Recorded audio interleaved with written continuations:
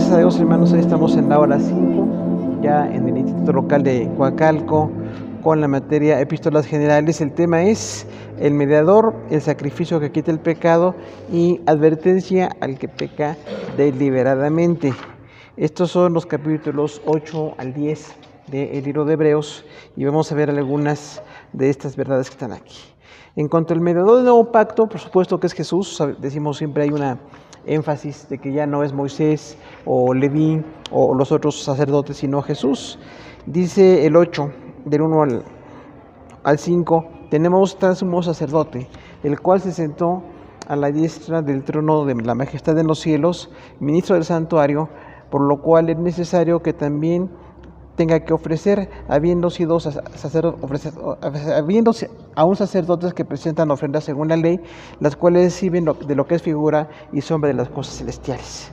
8 de esas 13 dicen: pero ahora tanto mejor ministerio es el suyo, porque si aquel primero hubiera sido sin defecto, establecer con la casa de Israel y con la casa de Judá un nuevo pacto, porque ellos no permaneció en mi pacto. Pondré mis leyes en la mente de ellos, porque todos me conocerán, desde el menor hasta el mayor de ellos, porque seré propicio a sus injusticias.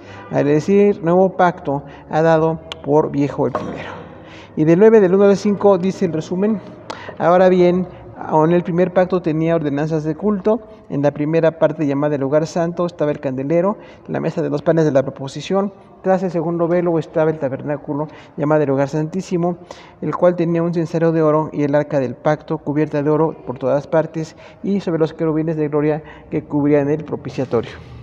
Entonces el escritor habla muy en detalle de las ceremonias judías. Se acuerda que en Levítico establece las ceremonias que eran representativas de lo que se necesitaba. Realmente no cambiaban el corazón, era como una aspiración de arrepentirse, pero había una serie de elementos ahí muy simbólicos. Y dice el santuario, o sea, el santuario era el tabernáculo y el templo. Para los judíos el lugar de reunión siempre fue el tabernáculo desde Moisés. Y después que el tabernáculo al parecer no se preservó, ya hubo templos. El templo de Salomón, luego el templo en el cautiverio que también tuvieron, que lo restauraron y no era igual que el primero, pero para ellos era su santuario. Dice ahí, bueno, ese santuario ya tuvo como el efecto de lo que se tenía que hacer con él. Señalaba la necesidad de pecado, decía cuál es el pecado y decía que era imposible que la gente sin arrepentimiento llegara a Dios. Entonces tenían esos propósitos muy importantes de lecciones en cuanto a lo espiritual, ¿no? Y otra cosa muy importante, el primer santuario tenía un defecto, porque recordamos que como eran animalitos que se sacrificaban por cualquier pecado o por en el día de la expiación, era anual y personal podría hacerlo. Cada persona, los muy pobres llevaban cosas como una paloma o un ave, y los que tenían un poco más de recursos, pues un cordero o hasta una res. Era según sus capacidades, pero era como una lección de una aspiración a arrepentirse, porque entendían su pecado. Sin embargo, no era perfecto, porque esas ceremonias dice que eran temporales, y los judíos que no cambiaban su corazón necesitaban hacer otro sacrificio. Era como muy limitado y un poquito imperfecto, ¿no? Y luego dice que habían esos espacios, usted recuerda, ¿no? La gente estaba en general en el atrio o en los patios. Los sacerdotes podían tener acceso a la parte interna del tabernáculo o del templo, que se llama el lugar santo, ¿no? ¿Se acuerda que el lugar santo era más grande? Era un poquito donde estaba el incensario de oro, la mesa de los panes de la proposición, y ahí entraban para hacer oraciones. Pero nada más, en el lugar santísimo era una vez al año el día de la expiación. Lo que en hebreo hoy dicen Yom Kippur, ¿se acuerdan? Yom Kippur actualmente es el día de la expiación. Y los judíos ortodoxos lo hacen como un día de perdón, donde se derrama sangre, pero no tienen un templo. No tienen un templo, incluso actualmente no hay templo en Israel, y entonces tienen esa limitación. Pero para ellos era como una día muy especial, donde el sumo sacerdote entraba con la sangre de un cabrito y la derramaba encima del propiciatorio. ¿Se acuerda usted que el propiciatorio era como un cubo perfecto, ¿no? Como 1 metro más o menos, 1 metro del alto, el ancho y largo, era así pequeña el arca de madera y recubierta de oro. Y en la parte superior era desmontable. Tenían ahí que poner la sangre y la derramaban y se quedaba ahí la sangre. Recordaban que era como perdón para ellos, y el perdón se daba con sangre siempre. Recordamos esto, el pecado es tan grave que siempre requiere derramamiento de sangre. No es algo fácil el pecado. no es que se pueda cubrir o tratar de mejorar un poquito, se requiere la sangre. Pero desde entonces era tan imperfecto porque fueron muchas víctimas, ¿no? Fueron muchos cabritos, muchos reses, y se hizo el sacrificio temporal. Pero eso era muy imperfecto y nada más señalaba la importancia de estar arrepentido delante de Dios. Recordamos ahí el día de la expiación, ¿no? Que dice que, bueno, todo Israel se congregaba alrededor del tabernáculo del templo y todos reconocen su pecado. Reconocen que estaban más delante de Dios, y era un día en que de manera nacional el sumo sacerdote entraba con sangre para pedir el perdón de Dios. Y había esas dos lecciones. La primera era que era con sangre, literalmente tenía una vasija con sangre el sumo sacerdote y tenía que entrar a ese lugar que era totalmente oscuro. Para nosotros es así como los templos, ¿no? Aquella luz que se vea bonito, el templo era totalmente oscuro. Incluso dice que había un velo tan grande que impedía cualquier paso de luz. Y entonces, en totalmente oscuridad, el sumo sacerdote entraba con esa sangre y la derramaba. A lo mejor con poca visión, ¿no? La derramaba encima del arca del pacto. Y ahí tenía entonces el arca del pacto, también se llama como de la presencia. ¿Se acuerdan? Dicen, es la presencia de Dios. No es que Dios se presente en un lugar, pero de manera como muy didáctica para ellos era un lugar de la presencia de Dios. Dicen, aquí está Dios y de verdad se requiere el arrepentimiento. Y esa sangre se derramaba y entonces era como muy solemne. Y el sumo sacerdote tenía que entrar y con todo respeto derramar la sangre y orar a Dios. Y dice que incluso había 2 querubines de gloria, ¿se acuerdan? Dos como ángeles, también de oro, y sobre el arca del pacto. Entonces eso representa que los ángeles están cerca de Dios y que se requiere la santidad para acercarnos a las cosas de Dios. Lo que sí tenemos ahí en de la expiación es una lección de mucha reverencia, porque no era cualquiera, ¿no? Recuerden, era el sumo sacerdote, nada más él podía entrar allí. Cuando moría el sumo sacerdote, su hijo mayor heredaba el sumo sacerdocio, y ese hijo entraba y hacía el sacrificio el día de la expiación. Los demás sacrificios lo podían hacer el sacerdote o los otros, el sumo sacerdote o sus hijos, que eran sacerdotes, pero nadie más. Los levitas incluso nada más eran parte de como de la limpieza, de estar preparando cosas, y era un poquito de un segundo nivel su ministerio. Pero ese día de la expiación era muy importante, que se derrama la sangre delante de Dios. Algo bonito también ese día, había un cabrito para Azalel, ¿se acuerdan? Dice que habían dos cabritos, de uno se le cortaba el cuello y la sangre derramada era para el día de la expiación. Pero el otro cabrito lo dejaban libre. ¿Por qué? Porque Dios nos liberta del pecado. O sea, esa era la gran lección, porque imagínense, ¿no? Que el cabrito libre pues lo dejan en el campo y se puede ir a donde quiera. Y decían ellos, es así el pecado, Dios nos libra con su sangre, cambia nuestro corazón y ahora somos libres. Una parte muy linda de esto, hermanos, es que recordemos que somos libres en Cristo. Somos libres totalmente porque el Señor derramó su sangre por nosotros. Y esa es la comparación que hace Hebreos. O sea, no es ese cabrito y ese día tan especial de la expiación que era para los judíos muy importante, es Jesús mismo. Tenemos Jesús, que Él derramó su sangre por nosotros. Y una gran lección que tenemos los cristianos: ninguna religión está fundada sobre una persona que derramó su vida por los demás. Todos los fundadores de religiones fueron maestros o tuvieron algún tipo de aportación, pero nadie murió por la gente, ¿no? Y en nuestro caso, el autor de la vida vino a morir y derramó su vida por nosotros. O sea, realmente ya ha estado el sacrificio. Y esta gran lección también tiene otra serie de cosas importantes. Ya no hace falta más sacrificio por el pecado. No sé cuántas a veces queremos hacer cosas como el sacrificio, ¿no? Decimos, me cuesta esto y lo hago para que Dios me ayude, para que Dios me sostenga. Está totalmente fuera de lugar, porque realmente el sacrificio por el pecado ya fue dado. No se requiere más sacrificio. De hecho, lo que hagamos nosotros, pues no tiene ningún valor. Servimos a Dios, nos consagramos, hacemos las cosas para agradar a Dios, pero nunca en el sentido del perdón. El perdón se da y ya fue dado. Y una cosa muy importante aquí es lo superior de Cristo, que como aquellos cabritos eran tan imperfectos, aquellos corderos eran así tan limitados, ahora Jesús está totalmente ilimitado. Dios vino y murió por nosotros. Dios derramó su sangre por nosotros. Y también una cosa muy importante, Dios resucitó. Cosa que no estaba ahí en el antiguo pacto, ¿no? Nada más era la sangre derramada. Y nosotros tenemos una revelación más grande. Gracias a Dios que Jesús resucitó.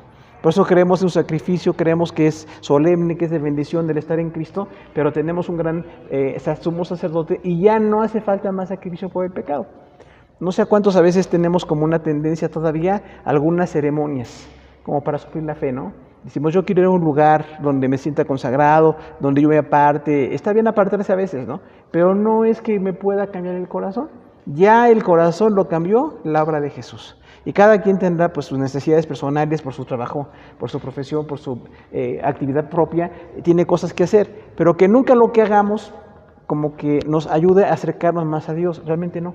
Ya estamos totalmente cerca de Dios. Y aquí tenemos alguna cosa muy importante. En el Antiguo Testamento todavía entraban a la presencia de Dios, ¿se acuerdan?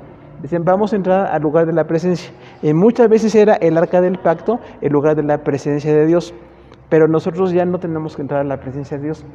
Ya estamos en la presencia de Dios y Él vive dentro de nosotros. O sea, eso es muy importante para nosotros, que entendamos muy claramente qué tan grande fue la obra de Jesús, que realmente ya no necesitamos entrar a la presencia de Él. Realmente un templo como donde estamos ahorita, pues es un lugar de reunión, de capacitación, ¿no? Donde adoramos a Dios, pero no es el lugar más especial. De hecho, el lugar especial es nuestra vida. Lo que usted hace entre semana con su cuerpo, con su vida, con sus decisiones, esa es la adoración verdadera. Ya tenemos como un templo nuevo, ¿no? No es el lugar donde nos reunimos, sino nuestra vida. Y dice por eso la palabra de Dios, nuestro cuerpo es templo del Espíritu Santo. Y otra cosa importante, no dice que nos lo vamos a ganar, porque algunos tenemos esa idea, ¿no? Me tengo que consagrar más. Claro que nos tenemos que consagrar más, pero no porque me consagro más, Dios me ve más con amor. Realmente el amor está totalmente dado y estoy totalmente en Cristo. Y entonces no tengo que andar buscando esas presencias o esos acercamientos, ¿no? Porque realmente sí, ya fue dado en Jesús.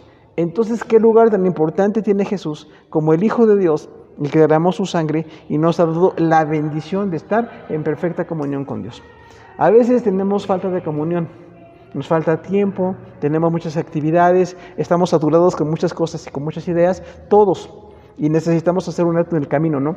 A veces reflexionar, orar, cambiar algunas actividades o cosas, pero eso es muy personal. La cuestión es que no nos acerca más a Dios. Ya estamos totalmente cercanos a Dios. Ya nos hizo totalmente cercanos al Señor.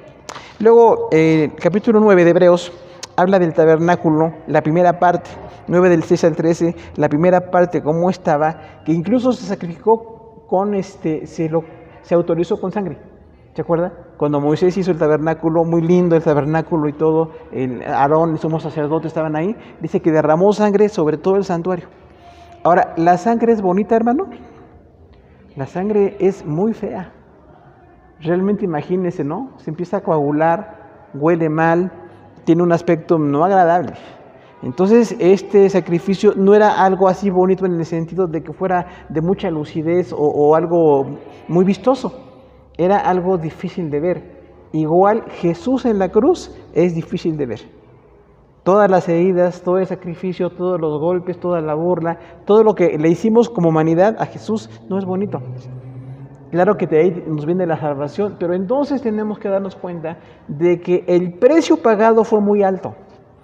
No sé cuántos hemos tenido una hemorragia o alguna enfermedad, alguna situación, es bien difícil, ¿no? Muy difícil. Incluso puede ser hasta mortal una cuestión de que la persona, pues su corazón falle, o otras cosas. Entonces, ese derramamiento de sangre, que para nosotros es la obra de Jesús, es muy lindo, pero costó. A Jesús le costó su vida y nosotros tenemos que estar conscientes de esto, porque estando el Señor en la cruz, derramó su sangre por nosotros. Ya no tenemos que buscar otro tipo de sacrificios. No hay otro mediador, no hay otros medios, no hay nada más. Tenemos a un gran sumo sacerdote. Y luego dice además que es el sumo sacerdote de los bienes venideros. ¿Qué quiere decir esto?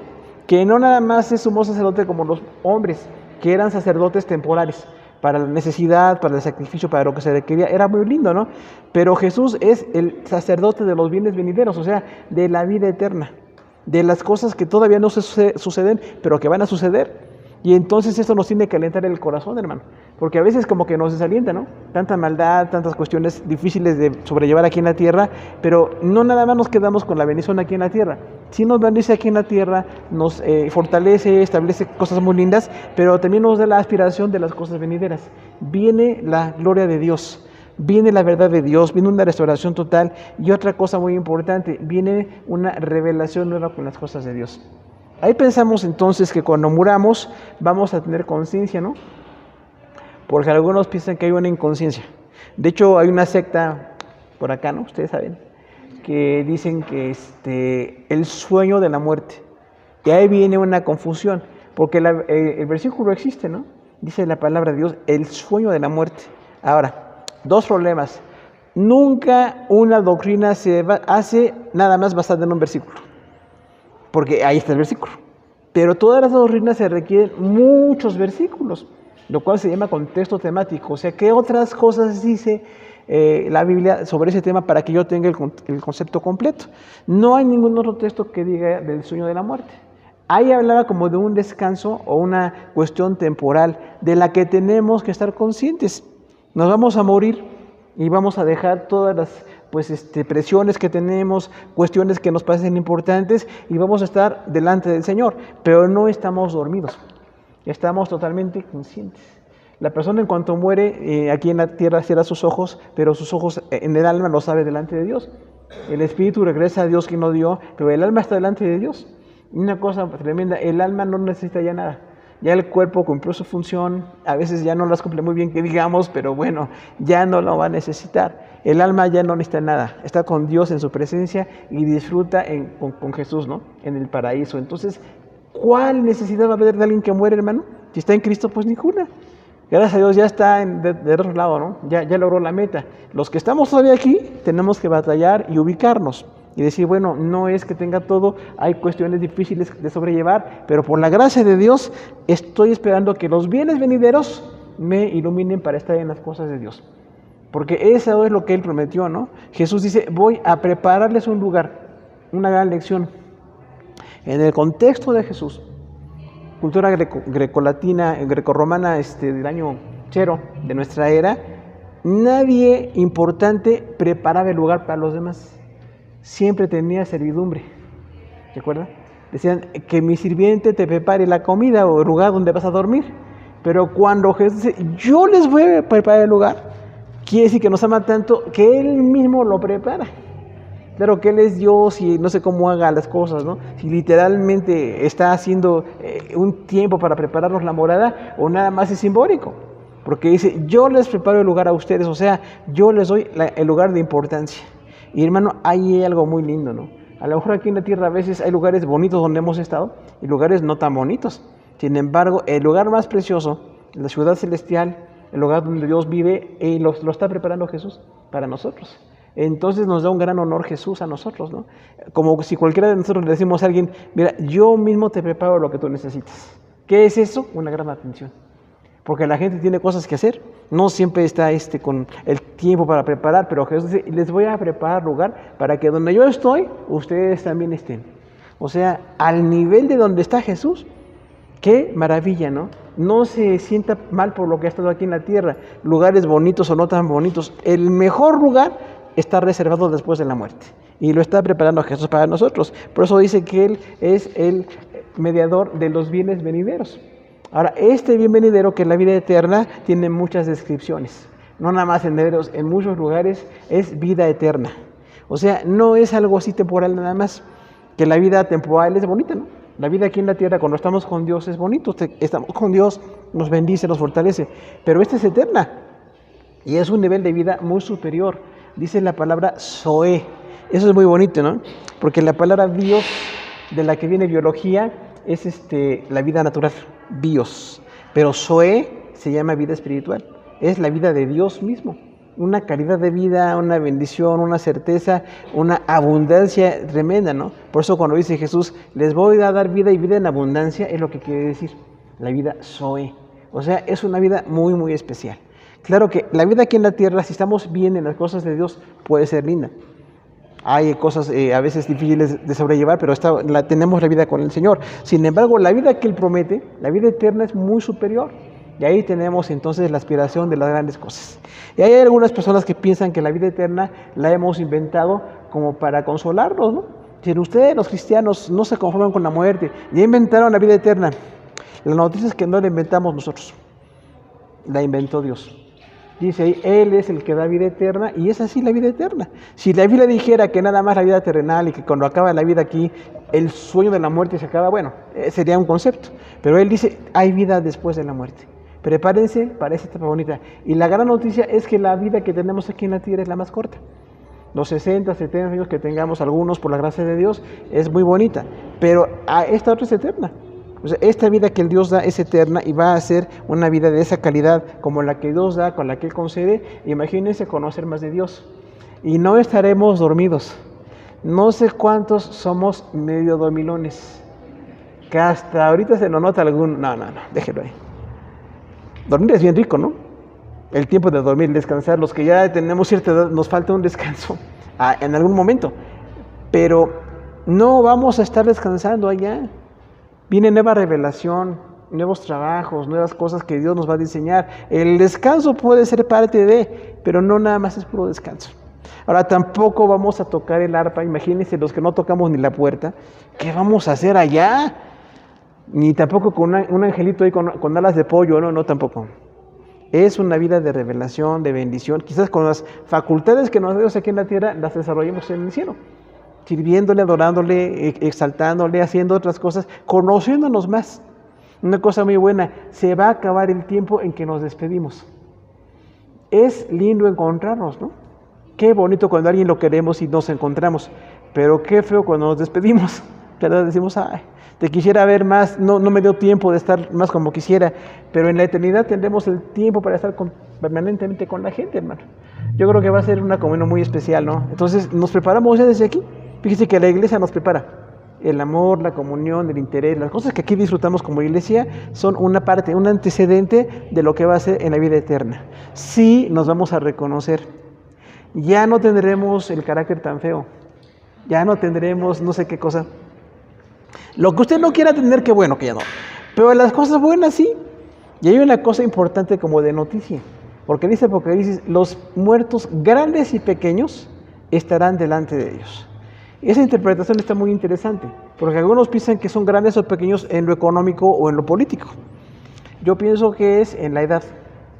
Imagínense nada más, quien fue un niño feliz y sea feliz para siempre. ¿Bonito o no bonito?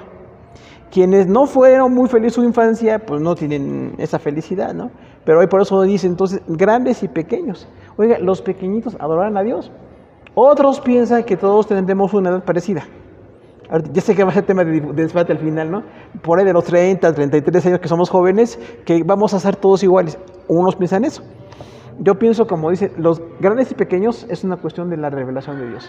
Pero no, como dice un gran maestro, Dios nos va a sorprender a todos. No todos sabemos, no sabemos cómo pasan las cosas. Y si hay niños para siempre, qué bueno. Y si no, si todos seremos como jóvenes, qué bueno. Los que ya no somos jóvenes, qué bendición tan grande, ¿no? Que la juventud se puede tener otras facultades ahí. Luego dice que el sacrificio de Cristo quita el pecado. 9:23 al 10:25 de Hebreos. Dice, fue pues necesario que las figuras de las cosas celestiales fuesen purificadas así, porque no entró Cristo en el santuario hecho a mano, y no para ofrecerse muchas veces. De otra manera hubiera sido necesario padecer muchas veces. Y de la misma manera que está establecido que los hombres mueran una sola vez, y después del juicio, también así Cristo fue ofrecido una sola vez. O sea, el sacrificio de Jesús quita el pecado.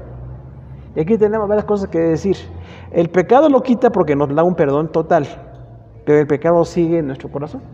Todavía seguimos batallando con las tentaciones, con las situaciones difíciles, seguimos con mucha carnalidad a veces, y a veces tenemos que estar batallando con eso. Por eso Primera de Juan dice, la sangre de Jesucristo nos quita todo pecado.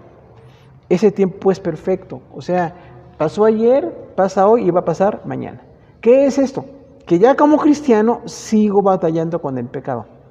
Porque a veces cosas que ya hice en el pasado, ya pedí perdón por eso, bueno, me perdona, pero hoy estoy batallando con algo. Y esa batalla espiritual, esa debilidad o esa carnalidad, tengo que entregársela a Dios para que pueda haber victoria. Pero en el futuro también, cualquier otro pecado que venga a mi vida, Dios me da la bendición de que pueda batallar con él. No que esté resuelto, pero sí que tengo la bendición de estar en las cosas de Dios, ¿no? Entonces, el sacrificio de Jesús quita el pecado, nos da el perdón, pero todavía tenemos esta batalla, ¿no? Ahora dice que estas cosas venideras también son marcadas por lo espiritual porque eran como una gran lección. O sea, las ofrendas de los levitas allá en Levítico, las 5 ofrendas y todas aquellas cosas eran lecciones como preparadas. Sin embargo, la lección es muy limitada porque Jesús hace cosas mucho mayores. Tenemos hay que aprender nosotros a decirle, Señor, pues, ¿qué hiciste en mi corazón? ¿Qué hay en mi vida para que yo te pueda adorar, para que te pueda servir? ¿Qué es lo que tu palabra dice que yo puedo hacer? Porque ya está dado. Nada más que a veces nosotros no estamos bien enterados. Por eso es importantísima la doctrina. Importantísimo leer la palabra, buscar la palabra, estudiar, escuchar, porque hay muchas cosas importantes que Dios hizo. Pero como no las conocemos, a veces estamos todavía muy limitados. Conocerlas va a ser muy importante, ¿no? Ahora, otra cosa importante es que ya no hay sacrificios y ofrendas. Porque todavía habrá algún sector por allí, como creyentes que no entienden bien, o los judaizantes, que piensan que hacen sacrificios para Dios. Si vamos a hacer esto como algo para Dios, ya no se requiere. De hecho, como el gran sacrificio que es Jesús ya fue dado, ya fue hecho, entonces no necesitamos ningún otro sacrificio. Las cosas que hacemos siempre son para agradar a Dios, pero nunca son para ganarnos su favor. Fíjense que eso es muy importante. El favor de Dios está dado totalmente. Porque algunos de nosotros nos tenemos que ganar el favor de alguien. ¿Se da cuenta? Hay alguien que me ofrece algo y luego ya deja de cumplir. O hay cosas que no me dijo y yo no sé, o yo mismo no sé cómo me comprometo a hacer algo y no sé lo que implica todo esto. Hasta que me puedo crecer espiritualmente, madurar para poder dar las cosas. Pero aquí es al revés, ya fue dado. Nada más que yo tengo que aprender qué cosas fueron dadas. Por eso es importante leer la palabra de Dios, hermano. De hecho, todos los días busque la palabra de Dios. Yo sé que estamos en tiempos muy difíciles, ciudades muy difíciles, no hay esa oportunidad a veces del tiempo, pero usted haga el tiempo para poder buscar la palabra de Dios. Aunque ahora lo ve, ¿no? Como en audio, en video, o como usted quiera, escuche algo de la palabra de Dios. Porque eso nos alimenta espiritualmente y aprendemos algo, ¿no? Porque a veces como que nos quedamos muy aletargados. Estamos ocupados, tenemos situaciones, compromisos, y eso está bien, pero no estamos dejando en segundo lugar la comunión con Dios. Es importante entonces que siempre nos alimentemos de las cosas de Dios. Y a lo mejor en un día no de culto, el día de culto es lindo, ver a la gente es muy lindo, pero entre semana, allá en la oficina, un día difícil en la escuela, cuando hay problemas económicos, o en los problemas que siempre tenemos en la sociedad, ahí está la presencia de Dios. Y ahí algo nos enseña a Dios, ¿no? Para que podamos aprender las cosas que Él quiere. Y entonces nunca hagamos nada como un sacrificio. Porque algunos decimos, me cuesta mucho hacer esto y lo hago para ti, Señor. Lo hago para ti. Está bien que me cueste. A lo mejor no soy tan espiritual, no tengo el amor que debo tener, pero no es que a Dios le agrade estarme viendo haciendo sacrificios. Cuidado con los ayunos, ¿no?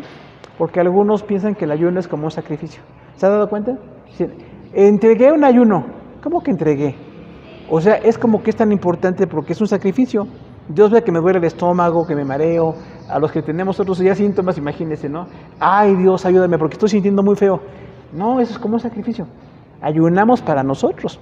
Realmente la persona que ayuna se fortalece espiritualmente. Si puede controlar el impulso de comer, controla otros impulsos. O el tiempo que dedicamos para comer y para hacer otras cosas, lo dedicamos a orar. Porque incluso algunos ayunan y andan en su trabajo. Imagínense nada más, no se puede. O se puede desmayar por allí, ¿no? Otros dicen que cuando predican ayudan. Está terrible. No es un tiempo de sacrificio. Es un tiempo de buscar a Dios. Incluso mejor en mi casa o a la hora que ocupo en otras cosas, me pongo a orar allí para estar ocupando el tiempo bien. Pero no es un sacrificio nunca. Nunca es un sacrificio, ¿no? Porque algunos como que piensan así, que a Dios se le puede como manipular. ¿Se acuerda de David cuando trajo el arca? ¿Qué quiso hacer?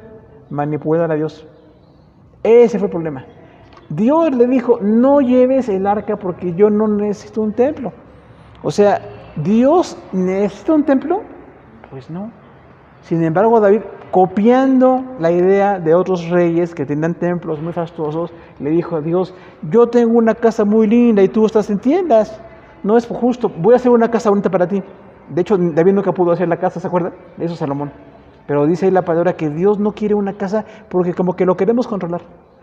Realmente no es que yo te tengo en mi casa o aquí en el templo, ¿no? Algunas personas piensan que el templo, ahí está la presencia de Dios. Mire, Dios está en todos lados. Este lugar estamos consagrados a Él o es muy de edificación, pero no es que estando aquí estemos más en santidad. De hecho, donde quiera que estemos, ahí está la presencia de Dios siempre. Entonces tenemos que aprender a no manipular a Dios. Yo no hago nada para manipularte. Algunos incluso como hacen un intercambio. ¿Se acuerdan de Jacob? Si me bendices, te daré los diezmos de todo. Si me haces regresar, me comprometo a estar contigo. O sea, el que pone las condiciones era Jacob, no Dios. Dios, haga lo que haga, yo te alabo y te bendigo. Eso es lo maduro. Es la adultez espiritual, no decirle al Señor, me vaya como me vaya, yo te alabo. Aunque me sienta muy mal, aunque tenga problemas, aunque las cosas económicas fallen, o la familia, o cualquier cosa, yo te alabo. Pase lo que pase, te tengo que alabar. Y tanto David como Jacob tenían ese error, que pensaban que le hacían como un intercambio a Dios. A Dios no le podemos intercambiar. Él determina o decreta y nosotros obedecemos. Entonces, hermano, es importante. Yo no puedo manipular a Dios. Ya jamás haré ese error de decirle, Señor, si me das, o dame para que te dé. Imagínense, ese canto tan lindo, ¿no? El que a Dios le da $1, el Señor le da 2. ¿Se lo sabe? Lo vamos a cantar ahorita. O sea, le doy a Dios $1 esperando que Dios me regrese 2. Entonces, no es para la gloria de Dios, ¿no? Es un error muy grande. De hecho, la ofrenda, lo primero que aparece en el día no son diezmos, es la ofrenda. La ofrenda. Hecho, Génesis 3, ofrenda de Abel y Caín. Recuerda que Abel le entregó todo a Dios, lo mejor para Dios, y Caín no. Caín dio de lo que él quiso, y ahí vino la corrección de Dios. Entonces, lo que yo ofrendo nunca es para que Dios me dé un poco mejor. Le doy porque yo creo, eso es la ofrenda, algo que yo le doy a Dios, porque quiero agradarle nada más, ¿no? Después las primicias que usted recuerda, ¿no? El primer fruto era como una fe. Antes de que la cosecha se diera, le daban a Dios una parte. Eso es como una fe. Yo le doy a Dios antes de recibir lo que quiero. Y el diezmo sí es muy fijo. Es la 10ª parte de lo que Dios me dé. O sea, primicias, ofrendas y diezmos son enseñanza allí. Pero que nunca sean como de un intercambio. Porque algunos dicen, Señor, yo soy de los que diezman. Qué bueno, ¿no? Entonces, como que Dios me tiene que tener en un lugar VIP porque diezmo, o porque ofrendo, o porque di. No, hermano. Dios me ha acercado en Jesús por su sangre, y yo haga lo que haga, no me acerca más a Dios. Yo hago las cosas para su gloria, pero nunca como tratando de manipularle. Porque algunos como que lo hacen de esa manera, ¿no? Dicen, bueno, Señor, si tú me das, como Jacob, ¿no? Te voy a dar. O dame para que te dé. No. De hecho, antes que me dé yo doy, porque esa es la ofrenda que decíamos, ¿no? Las primicias o los diezmos, pero que nunca sea como un intercambio con Dios. Yo hago las cosas para su gloria. De hecho, como que dice la palabra, que tu izquierda no se preocupe de tu derecha, o sea, que lo hagas en secreto. Porque hay algunas personas que les gusta lucir. ¿Los han visto? ¿Ven a alguien aquí ahorita? Que les encanta que los vean. Mire, hermano, yo soy el que dio ofrenda más grande. Yo soy el que di esto. A ver, yo doy más que los demás. Un día así dijo alguien, no le digo quién porque lo conocen. Porque dijo, yo doy un poco más que de los que estamos aquí de ahorita. O sea, era como una competencia, ¿no? ¿Está bien eso, hermano? Pues no. Ahora, lo interesante es que alguien que estaba ahí dio, pero una cantidad enorme. Y aquel no pudo ni darla. Entonces, hermano, no por lucimiento, ¿no? Las cosas se organizan, tenemos necesidades y es para la gloria de Dios, pero que nunca sea como un intercambio, para que la gente me note a mí, que sepan que yo doy, no, siempre en secreto y para la gloria de Dios. Luego viene la advertencia al que peca deliberadamente. Capítulo 10, 26 al 39. Tenemos un resumen. Porque si pecaremos voluntariamente, ya no queda más sacrificio por los pecados, sino una horrenda expectación de juicio y de hervor de fuego que ha de devorar a los adversarios. Por el testimonio de 2 o 3 testigos muera irremisiblemente. El que pisotea al Hijo de Dios y tuviere por inmundo la sangre del pacto e hiciere afrenta al Espíritu de gracia, el Señor juzgará a su pueblo. Horrenda cosa es caer en manos de Dios vivo. Esa es la apostasía. Luego la segunda parte, sostuvisteis gran combate de compadecimientos con vituperios y tribulaciones, fuisteis hechos espectáculo, porque los presos también os compadecisteis, y el despojo de vuestros bienes sufristeis con gozo. No perdáis pues vuestra confianza, que tiene grande galardón, porque os es necesaria la paciencia, porque aún un poquito, y el que ha de venir vendrá, mas el justo vivirá por la fe. Y si retrocediere, no agradará a mi alma. Pero nosotros no somos de los que retroceden para perdición, sino de los que tienen fe para preservación del alma. Ahí pusimos el título, aflicciones. ¿Cuál es la advertencia? No caigamos otra vez en el pecado. Porque vivíamos en pecado. No hay nadie que haya vivido en santidad perfecta, ¿no? Aún los muy jóvenes o nos hayamos convertido muy chiquitos, aún así cometimos pecados. Ya los muy adultos a lo mejor estamos mucho más grave, ¿no? Y dice, bueno, el que estuvo pecando ya está en Cristo, pero tengan cuidado de no regresar a la vida de pecado, porque esa es la tentación muy constante, ¿no? Yo quiero vivir otra vez como antes, quiero estar en las prácticas de lo que hacía. De hecho, muchas veces es el antecedente, ¿no? Cómo fui antes de Cristo es lo mismo que sigue siendo tentación, aunque ya estoy en Cristo. Entonces tengo que tomar una decisión de jamás caer en el pecado. Claro, es muy difícil porque Dios nos ayuda y da la gracia, pero nuestra carne está ahí. Entonces tenemos que estar batallando con esto y tener mucho cuidado porque no caigamos en ese pecado. Mire, lo muy triste es que la gente que ya conoció el Evangelio y se aparta de Dios, pues está en una cuestión de una total reprobación. Dice ahí la palabra de Dios, que se aparta, que tiene por inmunda la sangre del pacto. O sea, que la sangre de Jesús es como lo más sucio para él. Eso quiere decir, no se puede. La sangre de Jesús es perfecta.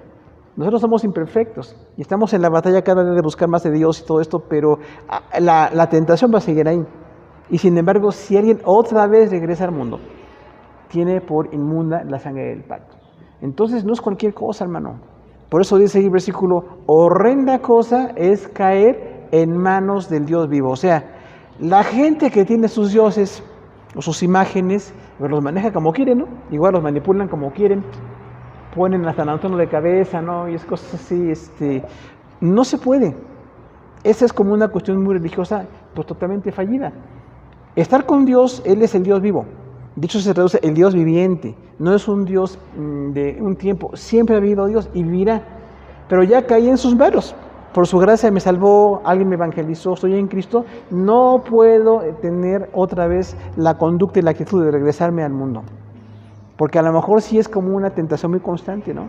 Y si me aparto de Dios, y si es mentira esto, y si no vale la pena seguir a Dios, y si Dios falla, o a lo mejor me equivoqué, o a lo mejor los no creyentes les va mejor. Hay muchas ideas que vienen ahí, y entonces la persona se aparta de Dios. Entonces tenemos que estar luchando por ellos, hermano. Todos tenemos gente que se ha apartado, todos. Nuestra familia inmediata, gente que amamos mucho, y quisiéramos que regresaran al Evangelio. Pero mientras no regresan, están bajo juicio. Y es importante por eso orar por ellos, pedir a Dios, pero que nosotros, si estamos en Cristo, jamás regresemos a la vida de pecado. Porque va a estar ahí la tentación siempre, ¿no? Como la oferta o la actitud allí. Por eso dice ahí que no retrocedamos. Y luego dice aquí el apóstol, yo pienso que es Pablo, que Hebreos, dice varias cosas, sostuvieron una gran lucha. O sea, ya fueron creyentes, hubo oposición, enfrentaron situaciones muy difíciles, pero hoy tomen la decisión de seguir adelante. Porque en la fe no es del pasado. No sé cuántos hemos oído gente que habla del pasado. Yo era de los jóvenes de tal iglesia, yo trabajé, yo hice, qué bueno, pero ¿y ahora qué hace? Porque haber estado antes está bien, pero no basta. O sea, ¿hoy qué estoy haciendo? Porque no vivo del pasado, ¿no? O personas con un ministerio muy, muy bendecido estaban en las cosas de Dios y ya no. Entonces tenemos que estar cada día más entregados a Dios. El día es hoy, de entregarme. No importa qué hice o qué no hice, hoy tengo que hacer algo. Ya no puedo hacer lo que hacía cuando era joven, pero hago otras cosas. O a lo mejor veo las cosas de otra manera, ¿no? Porque dice, hubo una batalla y ustedes aún en esa batalla no están tan firmes como deberían. Entonces, por favor, arrepiéntanse de esto. Y dice, tengan paciencia. ¿Qué tal la paciencia, hermanos? No sé cuántos somos impacientes, quizás todos, pero hace mucha falta la paciencia. Y recuerde, paciencia es largura de ánimo. No desanimarme porque las cosas parece que tardan. Jesús parece que tarda 2000 años desde que se fue, pero no es que tarda, tiene un plan. Si hubiera venido antes, no hubiéramos nacido de ninguno de nosotros, ¿no? O sea, Él tiene un plan perfecto.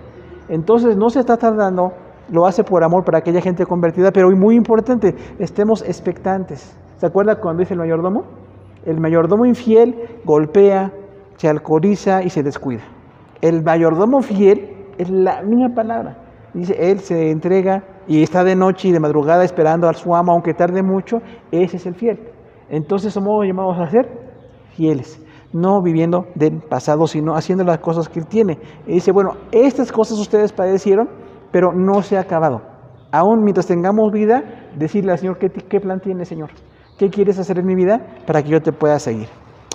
Pues hermanos, terminamos la hora 5 de Epístolas Generales, Hebreos 8 al 10. Gracias a todos por su atención.